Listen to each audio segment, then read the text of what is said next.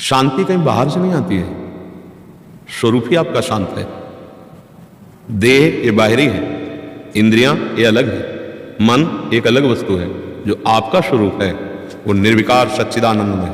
उसको भूल करके, शरीर को मैं मान करके, भोगों में सुख और शांति खोजने वाला कभी सुख और शांति को ना प्राप्त कर पाया है, ना प्राप्त कर रहा है और ना प्राप्त कर पाएगा कोई भी। एक उदाहरण हमें दीजिएगा।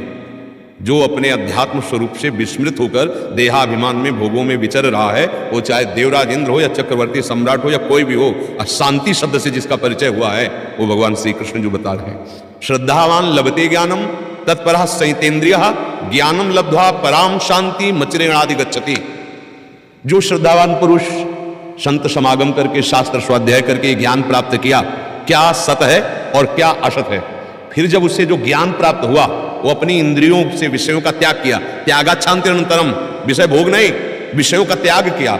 जो ही विषय का त्याग किया, जितेंद्रिय हुआ कि उसे वास्तविक अपने स्वरूप का ज्ञान हुआ। अब ये दूसरा ज्ञान है, उसको अपने स्वरूप का बोध हुआ तो पराम शांति मचरेणादि गच्छति। कैसी स्थिति है? बोले ब्रह्मभूता प्रसन्नात्मा न सोचति न कांक्षति, अखंड आनंद। न कोई शोक है, न कोई सोच है, न कोई चाह है। ये है आखिरी शांति।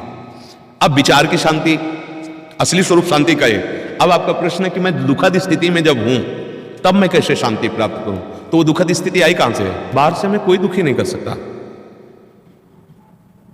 हमारी खेती है, हम जो बोते हैं वही हमें काटना होता है। पीछे हमने जो बोया वही हमें सामने को काटने को मिल रहा है। आप सब हमारे सामने बैठे हैं, आप मित्र हैं, आप शत्रु हैं, क्या हैं आप हमारे? आप विचार करके देखिए। आप हमारे प्रभु हैं हमारी भावना में, तो आप हमारे लिए प्रभु ही भाव से दिखाई दे रहे हैं। बिल्कुल आनंद है आपके दर्शन से, और ऐसा लग रहा है क्या अपने प्रभु को दे दूं जिससे सुखी हो जाए, क्या बोल दूं जिससे सुखी हो जाए। अब हम बाहर निकले, कोई गाली दे, अब हमारा क्या भाव होगा? कहीं अहंकार होगा, अहंकार होगा, मेरे मालिक के स्वरूप में आकर मेरे अहंकार। विचार के द्वारा तत्काल दुख का नाश किया जा सकता है, और इस सृष्टि में कोई दुख हमें दे नहीं सकता। दुख का कारण केवल अज्ञान है, केवल अविद्या है। विचार करो, तुम्हें दुख क्यों हो रहा है? तुम्हें भी दुख क्यों हो रहा है? तुम्हारी मानी हुई मान्यता ही तो है ना। तुम किसी से अपने अनुकूल चाहते हो, इसलिए तुम्हें दुख हो रहा है। बिल्कुल सरल उतर के कह रहे हैं, राधा राधा राधा बोलो, राधा राधा। ये दवाई हम दे रहे हैं आपको, पक्की बात मान लेना। अगर राधा राधा जपोगे कोई प्रश्न नहीं करना पड़ेगा, आप देख लेना यहां कुछ होने लगेगा। जहां जलन आएगी वहां एक ऐसी बर्फ जैसी सिल्ली प्रकट हो जाएगी और तुम्हें शांति प्रदान करने लगेगी। सारा ज्ञान तुम्हारे अंदर आ सकता है यदि राधा राधा राधा।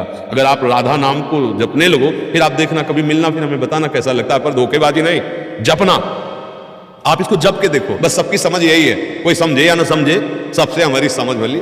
ठाकुर नंद किशोर हमारे ठकुराइन ब्रजबान लली, यह समझ में आ गई ला तो सब समझ में आ गई। ब्रह्मा की भी जो ज्ञान वृत्ति वो तुम्हारे अंदर जागृत हो जाए यदि प्रभु का आश्रय लेकर राधा राधा राधा राधा राधा राधा। इसी से आनंद, सब शांति मिल जाएगी। मान लेना मेरी बात, भौतिकता में किसी को शांति नहीं मिलती। जब कभी किसी को शांति की खोज हुई है तो अध्यात्म में ही आया है। जैसे आप ना जानते हुए भी आए हो अध्यात्म की इस शरण में शांति के चाह के लिए। शांति की जब खोज हुई है तो अध्यात्म में मिली है, और जब अशांति प्रकट होगी तो उसमें भौतिकता होगी। आप जांच करके देख लेना। इसलिए अगर राधा राधा रटोगे तो सब समझ में आ जाएगा।